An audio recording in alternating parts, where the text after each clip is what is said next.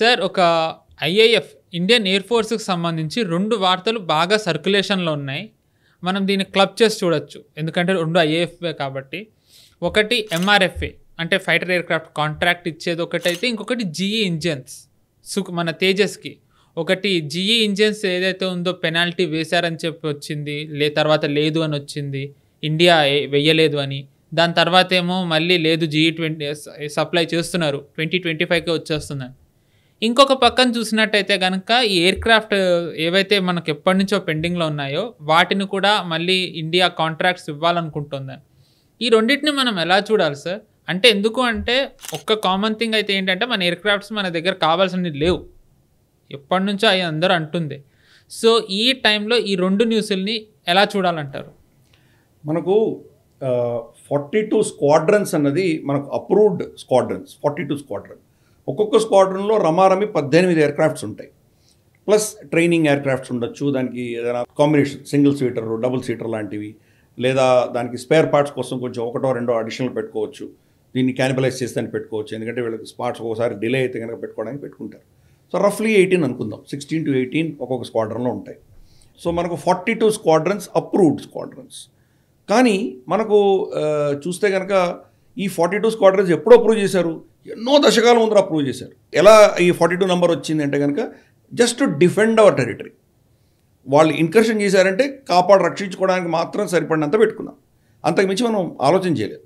అంటే 42నే మళ్ళీ రివ్యూ చేయాల్సిన అవసరం ఉన్నది ఈరోజు. కోర్స్ ఇప్పుడు డ్రోన్ టెక్నాలజీ, తర్వాత ఇతరత్ర అన్మాన్డ్ ఏరియల్ వెహికల్స్ చాలా వచ్చాయి, ఆప్షన్స్ ఉన్నాయి. అయినా కానీ కూడా మొత్తం మన ఎయిర్ ఫ్లీట్ ఎంత ఉండాలి అన్నది బహుశా ఇంకోసారి సమీక్ష చేయవలసిన ఆవశ్యకత ఉంది. కానీ సమీక్ష చేసి 50-55 అని చెప్పినా కానీ కూడా ఇప్పుడు ఉన్న 42కే మనకి ఇంత ఇబ్బంది ఉంది. ఈరోజు చాలా ప్రాబ్లమ్స్ ఉన్నాయి. ఉన్నవే 31 స్క్వాడ్రన్స్ ఉన్నాయి మన దగ్గర. వాటిల్లో కూడా 2 స్క్వాడ్రన్స్ బిగ్ 21s అయితే ఎందుకు పనికిరావు? ఎప్పుడో 29 రీసెంట్లీ క్రాష్ కూడా అయింది. కరెక్ట్. ఎప్పుడో 60 దశకంలో ఉన్నటువంటి టెక్నాలజీని మనం MiG-21లో వాడుతున్నాం ఇప్పటికి కూడా. అది ఎంత పాతది అది అసలు. కానీ ఇక మనకి ఆప్షన్ లేక మనం మన దగ్గర ఉంచుకున్నాం. దాన్ని రిటైర్ చేస్తున్నాం. నెక్స్ట్ ఇయర్ కంప్లీట్గా 2 బైసన్ అనే దానికి కోడ్ ఉంది. ఈ మొత్తం ఆ ఫ్లీట్ అంతా కూడా MiG-21 మనం డీకమిషన్ చేయబోతున్నాం. అంటే మనం 30కో 29కో పడిపోతుంది. రాబోయే కొన్ని సంవత్సరాల్లో మళ్ళీ అది 26 దాకా పడిపోయేటువంటి ప్రమాదం ఉంది. ఎయిర్క్రాఫ్ట్ మనం ఆర్డర్ ఇస్తే కానీ కొనుక్కున్నా కానీ కూడా ఇదేదో ఓవర్ నైట్ వచ్చేటువంటిది కాదు, సంవత్సరాలు పడుతుంది. అంటే మనకు రాబోయే 3, 4, 5 సంవత్సరాల్లోనే మనం దీన్ని పూడ్చుకోగలం. అంతవరకు పరిస్థితి ఏంటి మనది? రేపు కనుక వచ్చే సంవత్సరమో దాని తర్వాత సంవత్సరం యుద్ధం అంటూ వస్తే మన దగ్గర సిద్ధంగా ఉన్నామా? పెద్ద ప్రశ్న మనకు. ఈవెన్ అభినందన్ వర్ధమాన్ దొరికిపోయినప్పుడు కూడా, ఆయన పడిపోయినప్పుడు, యుద్ధ ఖైదీగా దొరికినప్పుడు చాలామంది ప్రశ్నించారు, MiG-21 ఎందుకు పంపించారు మీరు? సుఖోయిని ఎందుకు పంపించలేదు? ఇంకేదో మిరాజ్ని ఎందుకు పంపించలేదు? ఇవన్నీ ప్రశ్నించారు. రఫాయిల్ ఎందుకు పంపించలేదు? ఇవన్నీ ప్రశ్నించారు. అప్పుడు ఎయిర్ చీఫ్ ఏం చెప్పారంటే, we had to throw what we had అన్నారు ఆయన. అంటే అక్కడ ఇమ్మీడియట్ రెస్పాన్స్కి అక్కడ ఫార్వర్డ్ పొజిషన్ బేస్లో ఇదే పెట్టుకున్నాం, దాన్నే మనం పంపించాల్సి వచ్చింది. ఎందుకంటే దాని రీప్లేస్మెంట్ మన దగ్గర లేదు ఈరోజు. సో 31 స్క్వాడ్రన్స్లో కూడా ఇప్పుడు అడిషనల్ స్క్వాడ్రన్స్ ఏవైతే మనం ఆర్డర్ ఇచ్చిందో భారత ప్రభుత్వం, 114 అడిషనల్ ఎయిర్క్రాఫ్ట్స్ కోసం చూస్తున్నాం మనం. అది ప్రభుత్వం ఆలోచన ఏంటంటే తేజస్ మీద ఎక్కువ మనం ఇంపార్టెన్స్ ఇద్దాము, ఆత్మనిర్భరత మీద ఎక్కువ ఫోకస్ పెడదాము. ఎందుకంటే రేపటి రోజు సప్లై చైన్స్ వీళ్ళు కనుక ఆపేస్తే మన పరిస్థితి ఏంటి? ఈరోజు చూస్తున్నాం కదా, జీఈ గురించి నువ్వు చెప్పావు. ఫర్ ఇన్స్టెన్స్ తేజస్కి మనకు జీఈ దగ్గర నుంచి సప్లైస్ రావట్లేదు, డిలే అయిపోయాయి. ఇటువంటిది మిగతా వాటిలో సుఖోయిల్లో కానీ రఫాయిల్స్లో కానీ దేంట్లో అయినా మనకి ఇబ్బందులు తప్పవు కదా. దాని బదులు మన దగ్గరే మనం ఈ టెక్నాలజీ పెంచుకుందాం అన్నది దిశగా వాళ్ళు ప్రయత్నాలు చేశారు. మోదీ గారు డిప్లొమసీ అంతా కూడా జీఈ నుంచి ఎంత తెచ్చుకోగలమో ఆ ప్రయత్నం చేశారు. 414 మనం వాళ్ళు ఆర్డర్ ఇస్తామని 414 తయారయ్యారు. 404 ఏదైతే MK-1A ఇప్పుడున్నటువంటి తేజస్లో పెట్టాలో అది మోరర్లెస్ వాళ్ళు సప్లై కట్ చేసేసారు. మళ్ళీ ఆ సప్లై చైన్ వాళ్ళు రివైవ్ చేయాల్సి వచ్చింది. వాళ్ళతో అంబిషియస్గా వాళ్ళు ఒప్పుకున్నారు, 2023లోనే వాళ్ళు డెలివరీ చేస్తామని చెప్పారు మనకు. కానీ ఆ సప్లై చైన్స్ అన్నీ కూడా దెబ్బతిన్నాయి. ఎస్పెషలీ సౌత్ కొరియాలో ఒక కంపెనీ వాళ్ళకి ఏదో ఫైనాన్షియల్ దెబ్బతిని అది ప్రొడక్షన్ ఆగిపోయి చాలా ప్రాబ్లమ్స్ వచ్చాయి వాళ్ళకి. సో సప్లై చైన్స్లో లాక్హీడ్ మార్టిన్ కావచ్చు, లేదా మనకు జీఈ కావచ్చు, ఇటువంటి పెద్ద పెద్ద కంపెనీలు అన్ని కాంపోనెంట్స్ వాళ్ళు తయారు చేయరు, చాలా అవుట్సోర్స్ చేస్తారు. ఇన్ఫ్యాక్ట్ భారతదేశం నుంచి కూడా చాలా సప్లైస్ వెళ్తున్నాయి. సో వీటిలో ఎక్కడ సప్లై చైన్ డిస్రప్షన్ అయినా కానీ డిస్రప్ట్ అవుతుంది, దానికి ప్రత్యామ్నాయాలు కావాలి. సో ఇవన్నీ కూడా పెద్ద చాలా కాంప్లికేటెడ్ ప్రాసెస్ ఇది. సో దీంతో ఏమైందంటే మనకు తేజస్ మొత్తం ప్రాజెక్ట్ కూడా ఒక 2-2.5 ఏళ్ళు డిలే అయిపోయింది. సో దీంతో మనకు పెద్ద గ్యాప్ వచ్చింది. సో కొంతకాలం బహుశా 2-3 సంవత్సరాలు మనకు డిప్లీటెడ్ ఫ్లీట్ 25-26 స్క్వాడ్రన్స్ తోటే మనం యుద్ధం చేయాల్సినటువంటి పరిస్థితి రావచ్చు. మనకు 25 స్క్వాడ్రన్స్ అంటే అప్రూవ్డ్ 42 డిఫెన్సివ్ పర్పస్కి యుద్ధం చేసి మన ఫోర్స్ ప్రొజెక్షన్ చేయడానికి మన దగ్గర పరిస్థితే లేదు. కాబట్టి ఈ సిచ్యువేషన్లో ఏం చేయాలి అని గవర్నమెంటు, ఇండియన్ ఎయిర్ ఫోర్స్ వీళ్ళందరూ ఆలోచన చేస్తున్నారు. గవర్నమెంట్ ఏమో ఇప్పుడు సీరియస్గా ఆలోచన చేస్తుంది, బహుశా మళ్ళీ మనం రఫాయల్కి ఇంకో స్పెషల్ ఆర్డర్ ఇద్దామా అని. రఫాయల్కి ఆల్రెడీ 36 ఇచ్చాం కాబట్టి ఒక ప్రైస్ నెగోసియేషన్ మాత్రమే ఉంటుంది. ఇప్పుడు ఏదో చిన్న చిన్న నెగోసియేషన్స్, బహుశా భారతదేశం నుంచి ఆఫ్సెట్ క్లాస్ ఎక్కువ పెట్టచ్చు, మనం బహుశా ఇంకా కాంపోనెంట్స్ తీసుకోమని చెప్పొచ్చు. ఇటువంటివేవో కొన్ని జరగచ్చు. లేదా మనకు స్పెసిఫికేషన్స్ ఏమున్నాయో, మనకి ఇప్పుడు 36 ఎయిర్క్రాఫ్ట్స్ మన దగ్గర ఉన్నాయి రఫాయల్ ఆల్రెడీ. ఇవి ఇంతకాలం నడిపించాం, గత కొన్ని 2-3 సంవత్సరాలుగా నడిపించాం. కాబట్టి దీంతో వచ్చినటువంటి అనుభవం మనకేముంది, దీంట్లో ఏమైనా లోటుపాట్లు ఉన్నాయా, దీంట్లో ఇంకేమైనా ఇంప్రూవ్మెంట్స్ తీసుకురావచ్చా, దీన్ని ఇంకేమైనా మనకు కావాల్సిన కస్టమైజ్ చేయవచ్చా, ఇటువంటి చిన్న చిన్న ఇష్యూస్ తప్పితే లార్జ్లీ మోరర్లెస్ రఫాయల్ ఎయిర్క్రాఫ్ట్స్ అన్నవి మనకు ఆల్రెడీ అనుభవం ఉంది. కాబట్టి దాన్ని ఇమ్మీడియట్గా ఆర్డర్ ఇవ్వచ్చు. కనీసం 2 స్క్వాడ్రన్లు ఆర్డర్ ఇవ్వాలి, 36 ఆర్డర్ ఇవ్వాలి అని చెప్పి ఒక ప్రపోజల్ ఉంది. కానీ ఇస్తే దాన్ని డెలివరీ చేయడానికి డసాల్ట్ రెడీగా లేదు. వాళ్ళకే చాలా సప్లై చైన్స్ వాళ్ళకు దెబ్బతిన్నాయి. ప్లస్ వాళ్లకు కూడా ఒక విధమైనటువంటి ఆర్డర్ బుక్ చాలా టైట్గా ఉండడంతో వాళ్ళ దగ్గర డిలేస్ ఉన్నాయి. ఇప్పుడు ఆర్డర్ ఇచ్చినా మనకి ఇమ్మీడియట్గా రావు. అవి వస్తే చేస్తే కూస్తే 3-4 ఏళ్ల తర్వాతే అది కూడా వస్తుంది. సో ఈ 3-4 ఏళ్ళలో ఎలా మన పరిస్థితి అన్నది చాలా సీరియస్గా ప్రభుత్వం, ఇండియన్ ఎయిర్ ఫోర్స్ వీళ్ళు ఆలోచన చేస్తున్నారు. ఇది ఇలా ఉండగా ఎయిర్ ఫోర్స్ చీఫ్స్, ఇప్పుడున్నటువంటి ఎయిర్ ఫోర్స్ చీఫ్ ఈయనకంటే ముందర ఇద్దరు కూడా ఒక ప్రపోజల్ తీసుకొచ్చారు. రఫాయిల్స్ని మీరు ప్రైవేట్ రంగానికి కూడా ఇచ్చేయండి, ప్రైవేట్ రంగం కూడా తయారు చేస్తుంది, సో దట్ మన కెపాసిటీ బిల్డ్ అవుతుంది, తొందరగా వస్తాయి. అంటే వాళ్ళ ఆతృత అంతా ఏంటంటే ఎంత తొందరగా మనకి ఎయిర్క్రాఫ్ట్స్ రాగలుగుతాయి అనేది వాళ్ళు చూస్తున్నారు.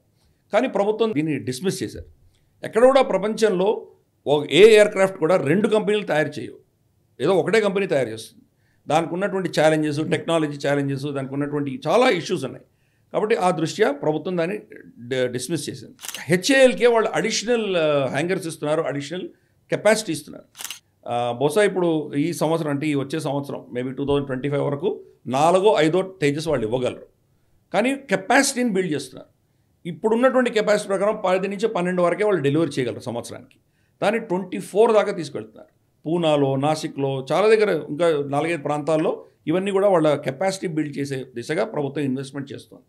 కాబట్టి మనకు కొంత ఈ యొక్క టెంపరీగా ఒక 4-5 సంవత్సరాలు మనకు ఇబ్బందికరమైన పరిస్థితి రాబోతుంది. అలాగే advanced multi role aircraft, fighter aircrafts ఏవైతే ఉన్నాయో వాటికి సంబంధించి కూడా మరి ఈ టెండర్స్ కాల్ఫర్ చేయాలా, టెండర్ కాల్ఫర్ చేస్తే కనుక ఎంతకాలం పడుతుంది మనకు తెలియదు. దీంట్లో చాలామంది ఆఫర్ ఇస్తున్నారు. ఫర్ ఇన్స్టెన్స్ అమెరికా F-16s ఇస్తామన్నారు, వాళ్ళు ఇంకేవో కూడా 2-3 ఆఫర్ ఇచ్చారు. అలాగే మనకు గ్రిప్పేన్ ఉంది యూరోప్ నుంచి. గ్రిప్పేన్ ఆఫ్ కోర్స్ అది దాని బదులుగా మనం రఫాయల్ తీసుకున్నాము, కానీ అది కూడా ఆఫర్ ఉంది. మేము మీ దేశంలోనే మ్యానుఫ్యాక్చర్ చేస్తామని వాళ్ళు ఆఫర్ ఇస్తున్నారు. సో ఇన్ని ఆఫర్స్ ఉన్నాయి మనకు. అన్నిటికంటే కీలకమైన ఆఫర్ రీసెంట్గా రోజన్బార్న్ ఎక్స్పోర్ట్ అని చెప్పేసి మనకు రష్యన్ కంపెనీ అది. వాళ్ళు ఏం చెప్పారంటే మా దగ్గర Su-35 తీసుకోండి మీరు. Su-35 వాళ్ళు చాలా అడ్వాన్స్డ్ ఎయిర్క్రాఫ్ట్. అది మీరు తీసుకున్నారంటే మీకు ఆల్రెడీ Su-30 MKI మీ దగ్గర ఉన్నది. దానికి కావాల్సిన టెక్నాలజీ మీ దగ్గర ఆల్రెడీ ఉంది, ఇక్కడ హెచ్ఏఎల్లో ఉంది. దాంట్లో మీరు వాడేటువంటి AL-31F అన్నటువంటి ఇంజన్ ఆల్రెడీ ఎలా చేయాలో మీకు అనుభవం ఉంది. దాని ఫ్రేము, దాని మెయింటెనెన్స్ ఇవంతా కూడా మీకు చాలా అనుభవం ఉంది. మేము Su-35 ఏదైతే ఆఫర్ చేస్తున్నామో దాంట్లో కొంత అడ్వాన్స్మెంట్స్ ఉన్నాయి, ఎన్హాన్స్మెంట్స్ ఉన్నాయి. ఫర్ ఇన్స్టెన్స్ ఇంజన్ ఏమో AL-41F అంటున్నారు, 31F నుంచి 41Fకి వెళ్ళింది. సో ఇది కొత్త టెక్నాలజీ కాదు, అంటే ఆల్రెడీ ఉన్న టెక్నాలజీ ఒక ఇంక్రిమెంటల్ దాని ఇంప్రూవ్మెంట్ ఉంది. కాబట్టి ఈజీగా ఈ టెక్నాలజీ అబ్జర్వ్ చేసుకోవచ్చు, మీరు దీన్ని ఈజీగా మీరు వాడుకోవచ్చు. అలాగే దాని ఫ్రేమ్ కానీ, దాని ఇంటర్నల్ డైనమిక్స్ కానీ, దాని వైరింగ్ ఇవన్నీ ఉంటాయి కదా, ఇవన్నీ 30 MKI లాగానే ఉన్నాయి. కాబట్టి హెచ్ఏఎల్కి పెద్ద కష్టమైన విషయం కాదు, చాలా సునాయాసంగా చేయొచ్చు. అది కూడా మీ దేశంలో మీరు మ్యానుఫ్యాక్చర్ చేయండి అని చెప్తున్నారు వాళ్ళు. ఇది చాలా లుక్రేటివ్ ఆఫర్. కానీ భారత ప్రభుత్వం ఒక ప్రిన్సిపల్ స్టాండ్ తీసుకుంది. రాబోయే ఎయిర్క్రాఫ్ట్స్ అన్నీ కూడా తేజస్ భారతదేశంలో తయారు చేయాలని ఒకటి తీసుకుంది. సో ఇప్పుడు దాని నుంచి మళ్ళీ టెంపరీగా దీన్ని ఏమైనా కొంత పట్టు విడుపు చూపించి వాళ్ళు మరి Su-35 లాంటివి ఏమైనా ఆర్డర్ ఇస్తారా చూడాలి. Su-35 ఆర్డర్ ఇచ్చినా కానీ కూడా ఇప్పుడు రష్యాను యుక్రెయిన్లో చాలా బిజీగా ఉంది. సో వీళ్ళు సప్లైస్ ఏం చేయగలరు అనేది పెద్ద ప్రశ్న. అఫ్కోర్స్ వాళ్ళు రోసోబార్న్ ఎక్స్పోర్ట్స్ వాళ్ళు ఏం చెప్తారంటే మేము ఇస్తాం, మా దగ్గర కెపాసిటీ ఉంది, చాలా కెపాసిటీ పెంచుకున్నాం మేము, మాకు కాబట్టి ఆ ఇబ్బంది లేదు అని వాళ్ళు చెప్తున్నారు. సో ఇవన్నీ కూడాను ఇంకా అండర్ రివ్యూ డిస్కషన్స్ నడుస్తున్నాయి ఏం చేయాలి అని. టెంపరీగా మాత్రం ఒక 3-4 years మనకు చాలా ఇబ్బందికరమైన పొజిషన్. అదే సమయంలో మనకు కనుక పాకిస్తాన్ తోటో లేకపోతే చైనాతో యుద్ధం వస్తే మన పరిస్థితి ఏంటి? ఇది ఒక ప్యానిక్ సిచ్యుయేషన్ మన దేశంలో తప్పకుండా ఉంది. బహుశా 2030 తర్వాత మనం కొంత మళ్ళీ ఇవన్నీ కూడా తేజస్ వచ్చేస్తుంది. తర్వాత మనకు బహుశా అప్పటికి మన ఇంజిన్స్ కూడా రోహిణి ఇంజిన్ ఇటువంటివి ఏవైతే ఉన్నాయో అవి కూడా మనం తీసుకొచ్చారంటే కనీసం అట్లీస్ట్ ఇనీషియల్ ఫేజెస్లో కొంత టెస్టింగ్ అవన్నీ చేసుకోవచ్చు. అలాగే GE414, 404 వాళ్ళు ట్రాన్స్ఫర్ ఆఫ్ టెక్నాలజీ కూడా ఒప్పుకున్నారు కాబట్టి క్రిటికల్ కాంపనెంట్స్ వాళ్ళు ఇవ్వరు. ఎలాగో దాంట్లో దాని మెటలర్జీ కావచ్చు, దానికి సంబంధించిన కొన్ని క్రూషియల్ టెక్నాలజీస్ మనకి ఇవ్వరు. అట్లీస్ట్ 80-90% టెక్నాలజీ మనకు అబ్జర్వ్ అయిపోయిందంటే కనుక సప్లై చైన్స్ వేరే పెట్టుకోగలం, ఏదో చేయగలం మనం. ఇవి ఉన్నాయి. ఈ తేజస్లో కూడా మన వాళ్ళు ఏం చెప్పారంటే మీకు ఏవైతే జీఈకి సంబంధించిన పార్ట్స్ కానీ మీకు సప్లై చైన్ యూరోప్లో కొన్ని డిస్రప్షన్స్ ఉన్నాయి, వీటిని టెక్నాలజీ మాకు ట్రాన్స్ఫర్ చేయండి, మేము మా దేశంలో తయారు చేసి ఇస్తాం మీకు అంటున్నారు వాళ్ళు. సో అన్ని విధాల మనం ప్రయత్నం చేస్తున్నాం. కానీ అన్ఫార్చునేట్లీ ఈరోజు సిచ్యుయేషన్ ఏంటంటే ఒక 5-6 సంవత్సరాల ఒక గ్యాప్ అన్నది మనకున్నది. ఇన్ఫ్యాక్ట్ మోదీ గారు లాస్ట్ టైం రష్యాకి వెళ్ళినప్పుడు వాళ్ళ దగ్గర ఉన్నటువంటి కొన్ని ఈవెన్ MiG-29లు కావచ్చు, లేదా మనకు MiG-27లు కావచ్చు, లేదా Su-30s కావచ్చు, వాళ్ళ దగ్గర ఉన్నవి పాతవి, అవి మనం సెకండ్ హ్యాండ్లో తీసుకొని హెచ్ఎల్ దాన్ని ఎన్హాన్స్ చేసే దిశగా కూడా కొన్ని డిస్కషన్స్ జరిగినాయి. So it is a serious concern మనకి. సో ఇది చూద్దాం మరి రాబోయే రోజుల్లో ఎటువంటి నిర్ణయాలు భారత ప్రభుత్వం తీసుకుంటుంది, ఇండియన్ ఎయిర్ ఫోర్స్ ఉన్నటువంటి ఈ క్రిటికల్ గ్యాప్స్ని ఎలా ఫిల్ చేస్తుంది చూడాలి మనం. రైట్ సార్, మీరు అన్నట్టుగానే లాస్ట్ ఎయిర్ చీఫ్ కానివ్వండి, దాని ముందరున్న విఆర్ చౌదరి గారు కానివ్వండి, వీళ్ళు ఛార్జ్ తీసుకున్నప్పటి నుంచి కూడా వీళ్ళు అన్నది ఏంటంటే మాకున్న అతి పెద్ద ఛాలెంజ్ ఈ 42 స్క్వాడ్రన్స్ని ఫిల్ చేయడం అని. వాళ్ళ సర్వీస్ టెన్యూర్ అయిపోయి రిటైర్డ్ కూడా అయ్యారు, కొత్త వాళ్ళు వస్తున్నారు, కానీ ఇదైతే సాల్వ్ అవ్వట్లే. ఆ సాల్వ్ అయ్యే టైంలోనే ఇంకా పెద్దది వచ్చింది ఛాలెంజ్. హోప్ మన ఎయిర్ ఫోర్స్ దీన్ని ఓవర్కమ్ చేస్తుందని అనుకుందాం సార్. కానీ ఇదే టైంలో మీరు ఎయిర్ క్రాఫ్ట్ డీల్ గురించి చెప్పారు, అలాగే జీఈ గురించి వచ్చిన పెనాల్టీ, దాని మీద వచ్చిన వార్తల్ని మినిస్ట్రీ ఆఫ్ డిఫెన్స్ దాన్ని ఖండించడం కానీ, జీఈ 2025లో స్టార్ట్ చేస్తుంది సప్లై అనడం, దీంట్లో నిజాలు ఏంటి, దీన్ని ఏ కోణంలో చూడాలి సార్ మనం? మనకు జీఈ అన్నది మనకు అంటే 2023లోనే మనకి ఇంజిన్ సప్లై చేయాల్సింది, 24 అంతా సప్లై చేయలేదు. ఇప్పుడు మార్చ్ ఏప్రిల్ 2025 నుంచి మొదలు పెడతాం అంటున్నారు వాళ్ళు. యాక్చువల్గా మన దగ్గర వచ్చేంతవరకు మనం చెప్పలేం, ఇంకా డిలే అవుతుందా లేదో కూడా మనం చెప్పలేం.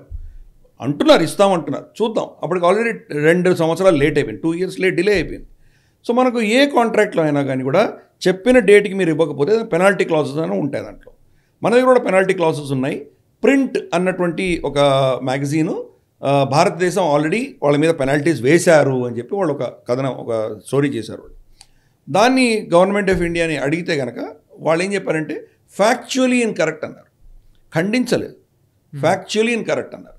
ఏంటి fact incorrect? Ministry of defence ఎటువంటివి ఇంపోజ్ చేయలేదు అన్నారు. తర్వాత సెంటెన్స్ ఏం చెప్పారు, అది హెచ్ఏఎల్ జీఈ మధ్యలో ఉన్నటువంటి కాంట్రాక్ట్ వాళ్ళు చూసుకుంటారు అన్నారు. Contractual terms will be implemented in full అన్నారు. అంటే ఏంటి? ఇది కూడా కాంట్రాక్చువల్ టర్మే కదా. సో అదొక అస్త్రం లాంటిది. ఇది కనుక వాళ్ళ మీద పెనాల్టీ ఇంపోజ్ చేయకపోతే జీఈ వాళ్ళ ఇష్టమని 2 సంవత్సరాలు తీసుకోవచ్చు కదా. పెనాల్టీ లేదు వాడికి ప్రెషర్ లేనప్పుడు వాడు ఇప్పుడు కాదు ఎప్పుడో చేస్తాడు, వాడు 5 సంవత్సరాల తర్వాత ఇస్తాడు. ఏం చేస్తాం మనం అప్పుడు? కాబట్టి ఆ పెనాల్టీ ఇంపోజ్ చేసి తీరుతారు. ఇంపోజ్ చేసిన తర్వాత దాన్ని స్టాగర్ చేస్తారు. ఈ డెలివరీస్ కనుక వాళ్ళు తొందరగా ఇవ్వడము, కొంత మళ్ళీ ఈ గ్యాప్ని తగ్గించే దిశగా వాళ్ళు కనుక మనకు వచ్చిందంటే వాళ్ళతో కోఆపరేట్ చేయాలి. కాబట్టి దాంట్లో కొన్ని వేవర్స్ ఇవ్వచ్చు మనం, కానీ అస్త్రం మన దగ్గర పెట్టుకుంటాం. ఫర్ ఇన్స్టెన్స్ ఇప్పుడు ఈ అమెరికన్ ఎలక్షన్స్ ప్రభావం రాబోయే దీంట్లో ఎలా చూపిస్తుందో మనం చెప్పలేం. డొనాల్డ్ ట్రంప్ కనుక ఆయన ఇది చేస్తే కనుక భారతదేశం నా మాట వినలేదు కాబట్టి నేను కట్ చేస్తానంటే ఏమవుతుంది? సో ఇటువంటి పరిస్థితులు ఉన్నాయి మనకి. కాబట్టి ఆ పరిస్థితులలో ప్రత్యామ్నాయాలు మనం చూసుకోవాలి. కాబట్టి ఇవన్నీ కూడా ఏంటంటే ఒక విధమైనటువంటి లీవర్స్గా పెట్టుకుంటాం మనం. దాన్ని ఏం చేయాలి, ఎప్పుడు ఏం చేయాలని పెట్టుకుంటాం. ఈ క్లాజెస్ మన దగ్గర ఉంటాయి. వాళ్ళు కానీ ఇంప్లిమెంట్ చేయకపోతే మనం ఇంటర్నేషనల్ కోర్టుకు వెళ్తాం, దాన్ని ఆర్బిట్రేషన్ వెళ్తాం, చాలా ఉంటాయి దానికి. కాబట్టి భారతదేశం అంత సులభంగా దీన్ని వేవ్ చేసింది అని నేను అనుకోవట్లేదు. ఆ ప్రింట్కి ఎక్కడో నిప్పు లేని పొగరాదు, వాళ్ళకి ఎక్కడో ఇన్ఫర్మేషన్ వచ్చింది. అఫ్ కోర్స్ ఇది చాలా సెన్సిటివ్ మ్యాటర్ కాబట్టి డైరెక్ట్గా చెప్తే గొడవలు అవుతాయని చెప్పేసి దాన్ని కొంచెం ఏదో తప్పించే దిశగా వీళ్ళు ఏదో స్టేట్మెంట్లు ఇచ్చారు, కానీ అంతకుమించి ఏమీ లేదు. వాళ్ళు ఇచ్చిన స్టేట్మెంట్స్లో ఎక్కడా కూడా వాళ్ళ ఈ క్లాజ్ని వేవ్ చేశాము అని ఎక్కడా చెప్పలేదు వాళ్ళు. కాబట్టి చాలా టెక్నికల్ సమాధానం, డిప్లొమాటిక్ సమాధానం ఇచ్చారు. ఆ అస్త్రం మన దగ్గర ఉన్నది. కానీ జీఈ అల్టిమేట్గా వాళ్ళకు ఉన్నటువంటి సమస్యలు మెల్లిమెల్లిగా వాళ్ళు తీర్చే దిశగా వాళ్ళు ప్రయత్నాలు చేస్తున్నారు. చూద్దాం, మేబీ నెక్స్ట్ ఇయర్ వరకు రాకపోతే కనుక ఇంకా టఫ్ పెనాల్టీస్ వేస్తారు. మనకు ఆల్రెడీ ఆల్టర్నేట్స్ చూస్తున్నాము. సఫ్రాన్ దగ్గర నుంచి మనం ఇంజిన్ తీసుకుంటున్నాము. మరి ఇంకా అప్పుడు కంప్లీట్గా ఓవరాల్ చేసి జీఈని కంప్లీట్ తీసేసి సఫ్రాన్ దగ్గరికి వెళ్తామా? 2-3 ఆల్టర్నేట్స్ పెట్టుకున్నాం మనం. So let see what happens. వచ్చే మార్చ్ ఏప్రిల్కి అంతా మనకు పరిస్థితి అర్థమవుతుంది. రైట్ సార్, ఇప్పుడు మీరు జీఏది చెప్పారు, దాని తర్వాత ఎట్ ది సేమ్ టైం ఐఏఎఫ్ది కూడా చెప్పారు, ఎయిర్ క్రాఫ్ట్ది.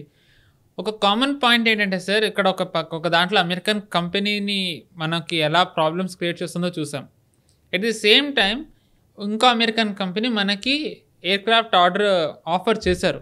సో ఇది ఏదైతే ఇప్పుడు వీళ్ళు ఇక్కడ క్రియేట్ చేస్తున్న ప్రాబ్లం ఉందో దీన్ని దృష్టిలో పెట్టుకుని మనం దీని వైపు వెళ్లకుండా ఉండొచ్చు అనే కాన్ఫిడెన్స్ అంటే చాలామంది వ్యక్తం చేస్తున్నారు. మీరే అన్నారు ఇందాక, ట్రంప్ కనుక వస్తే ఎప్పుడు ఎలాంటి బ్యాన్లు ఇండియా మీద ఉంటాయో తెలియదని. రీసెంట్లీ 19 కంపెనీస్ మీద కూడా వేయడం చూసాం. సో మనం కంప్లీట్గా ఎయిర్ క్రాఫ్ట్ డీల్లో అమెరికాని మనం తీసేయచ్చా సార్ లిస్ట్ నుంచి? FA-18s ఇవి క్రిటికల్ మన ఎక్విప్మెంట్ ఏదైతే ఉందో అదే మనం అమెరికా నుంచి కొనం. Very clear. ఎందుకంటే అమెరికా చరిత్రలో హిస్టరీలో వాళ్ళు ఎప్పుడు కూడాను వాళ్ళ అలైస్ని వాళ్ళు నిజంగా అవసరం ఉన్నప్పుడు ఆదుకోలేదు వాళ్ళు. అందుకని ఆ రిస్క్ మనం తీసుకోం. నాన్ క్రిటికల్ ఐటమ్స్ మాత్రమే అమెరికాలో కొంటాం. చినాక్ హెలికాప్టర్స్ కొన్నాం, లేదా మన అపాచే హెలికాప్టర్స్ కొన్నాం, లేకపోతే ఏమిటి HAL ప్రచండాలు ఉన్నాయి, మనకి ఇంకో బోల్డ్ ఉన్నాయి మనకి. కాబట్టి ఆల్టర్నేట్స్ పెట్టుకుంటాం. కాబట్టి వాళ్ళ దగ్గర నాన్ క్రిటికల్ తీసుకుంటాం. ఏదో 777 ఫీల్డ్ గన్స్ మన హోవిట్జర్స్ కొంటాం వాడి దగ్గర. దానివల్ల మన దగ్గర హోవిట్జర్స్ లేవా? టాటాలు చేస్తున్నారు, మహీంద్రాలు చేస్తున్నారు, LNT చేస్తుంది, కుప్పలు ఉన్నాయి మనకి లేని వాళ్ళు లేరు. కాబట్టి మనకు అన్ని ఆల్టర్నేటివ్స్ ఉన్నాయి, అవి కొనుక్కుంటాం వాళ్ళ దగ్గర. అలాగే రీపర్ డ్రోన్స్ కొన్నాం. రీపర్ డ్రోన్స్ మనం తయారు చేసే కెపాసిటీ మన దగ్గర కూడా ఉంది. ప్లస్ రీపర్ డ్రోన్స్ని హౌతీలే ఎరగొట్టారు, హౌతీలే దాన్ని కౌంటర్ చేసి పడేశారు. కాబట్టి అది పెద్ద గొప్ప విషయం కాదు. కానీ అది ఒక టాక్టికల్, ఒక స్ట్రాటజికల్ బై. అది కొన్నాం కాబట్టి వాళ్ళకి చూడు భారతదేశం ఇంత మా దగ్గర నుంచి కొంటుంది అని వాళ్ళు పొలిటికల్ కాన్స్టిట్యూషన్ చూపించుకోవడానికి మాత్రమే పనికి వస్తుంది. మనం వాళ్ళ ఎయిర్ క్రాఫ్ట్ F-16s లాంటివి ఇవి తీసుకున్నామంటే కంప్లీట్గా వాళ్ళ మీద డిపెండెన్సీ ఉంటుంది. వాడు మన నిజంగా యుద్ధం చేయదలుచుకుంటే, వాడు యుద్ధం చేయకుండా ఆపదలుచుకుంటే దాన్ని వాడు అక్కడి నుంచి వాడు కంట్రోల్ చేసి ఆపేయచ్చు. సో ఈ ప్రాబ్లమ్స్ ఉన్నాయి మనకి. సప్లై చైన్స్ వాడు ఆపేశాడంటే మన పరిస్థితి ఏంటి? కాబట్టి అందుకని భారతదేశం అమెరికాతో రిస్క్ తీసుకోదు. రష్యాతోటి మనం గతంలో కొన్ని ఇబ్బందులు ఉండినాయి మనకు. కానీ ఓవరాల్ గత 60-70 ఏళ్ల మన అనుభవంలో రష్యా మనకు అంత ఇబ్బందికరమైన సిచ్యుయేషన్స్ ఎప్పుడు వాళ్ళు క్రియేట్ చేయలేదు. మనకు మోరార్లెస్ ఇచ్చారు. సరే, మేజర్ యుద్ధాలు వచ్చినప్పుడు, పాకిస్తాన్తో యుద్ధం వచ్చినప్పుడు కొంత డిలేస్ అయ్యాయి, ఇవన్నీ అయ్యాయి. కానీ ఓవరాల్ మనకు ఆ రిలేషన్షిప్ అనేది బాగానే ఉన్నది. అది ప్లస్ టెక్నాలజీని బాగా అబ్జర్వ్ చేసుకున్నాం మనం రష్యా నుంచి. So most of the components మనం ఇక్కడే తయారు చేసుకోవచ్చు. మిగ్గులు కావచ్చు, లేదా మనకు మన సుకోయిల్ కావచ్చు, ఇవన్నీ కూడా మనం అబ్జర్వ్ చేసుకున్నాం. అలాగే ఒక ఎయిర్క్రాఫ్ట్ క్యారియర్ వాళ్ళ దగ్గర తీసుకున్నాం మనం, అడ్మిరల్ కార్ష్కోవ్. సో ప్లస్ వాళ్ళది చాలా ఎక్విప్మెంట్ మన దగ్గర ఉంది. కాబట్టి ఆ టెక్నాలజీ మనం అబ్జర్వ్ చేసాం. కాబట్టి రష్యా నుంచి డిలే అయినా మనం పర్లేదు, అంత ఇబ్బంది లేదు. కానీ అమెరికా నుంచి డిలే అయితే మన పరిస్థితి చాలా డేంజరస్గా ఉంటుంది. అందుకని ఆ రిస్క్ తీసుకోవట్లేదు. ఫ్రాన్స్ నుంచి మనం తీసుకున్నాం. ఫ్రాన్స్ నుంచి మనకు కొంత ఆల్రెడీ రిలేషన్షిప్ ఉంది.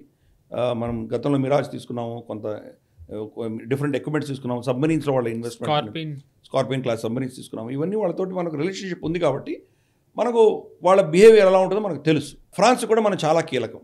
ఎందుకంటే ఫ్రాన్స్ కూడా ఇండో పెసిఫిక్ శక్తి. అది వాళ్ళు అక్కడ మన సౌత్ ఈస్ట్ ఏషియా ప్రాంతంలో వాళ్ళకి ఒక ఐలాండ్ వాళ్ళ కంట్రోల్లో ఉంది. కాబట్టి లిటరల్గా వాళ్ళు కూడా ఇక్కడ ప్రెసెన్స్ ఉందా వాళ్ళది. కాబట్టి భారతదేశం వాళ్ళకి చాలా కీలకం. వాళ్ళకి ట్రాన్సిట్కి ఎంత కావాలంటే భారతదేశం నుంచి ట్రాన్సిట్ అవ్వాలి. కాబట్టి వాడికి అది చాలా ఇంపార్టెంట్. ప్లస్ అమెరికాని రీప్లేస్ చేస్తున్నాడు. యునైటెడ్ నేషన్ సెక్యూరిటీ కౌన్సిల్లో కంప్లీట్గా భారతదేశానికి మద్దతుగా నిలబడిన, అన్కండిషనల్ నిలబడేది ఫ్రాన్స్ ఒకటే. ఇంకా రష్యా కూడా ఒకసారి నిలబడుతుందో లేదో మనకు తెలియదు. కానీ చైనా ఒత్తిడి మీద ఈ కంప్లీట్గా మన పక్షాన్ని నిలబడుతున్నది ఫ్రాన్స్.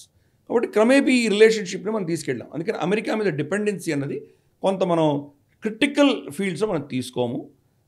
ఎంత కావాలో అంతవరకే తీసుకుంటాము, just to maintain the relationship. చూద్దాం. ఇప్పుడు ఎనీవే ఇంత క్రిటికల్ రిలేషన్షిప్ పెట్టుకున్నాం, వాళ్ళ దగ్గర నుంచి రెస్పాన్స్ ఏమొస్తుందో చూస్తున్నాం మనం. కాబట్టి మన అనుభవం అమెరికాతో గొప్పగా లేదు. చాలామంది క్వశ్చన్ కూడా చేశారు, మీరు తేజస్కి మీరు రష్యన్ ఇంజిన్స్ ఎందుకు తీసుకోలేదు అని అడిగారు. ఎస్పెషలీ మన లెఫ్టిస్ట్ అనలిస్ట్ అందరు చెప్పారు. కానీ you have to take risk. కంప్లీట్గా రష్యా మీద కూడా డిపెండ్ అవ్వకూడదు. ఫ్యూచర్ టెక్నాలజీ అమెరికన్స్ వెస్ట్ దగ్గర ఉంది కాబట్టి వాళ్ళ దగ్గర వెళ్ళక తప్పదు. మనం లీవరేజ్ చేసుకుంటున్నాము. చూద్దాం మరి రాబోయే రోజుల్లో ఈ స్ట్రాటజీ ఎలా ముందుకు వెళ్తుందో చూద్దాం.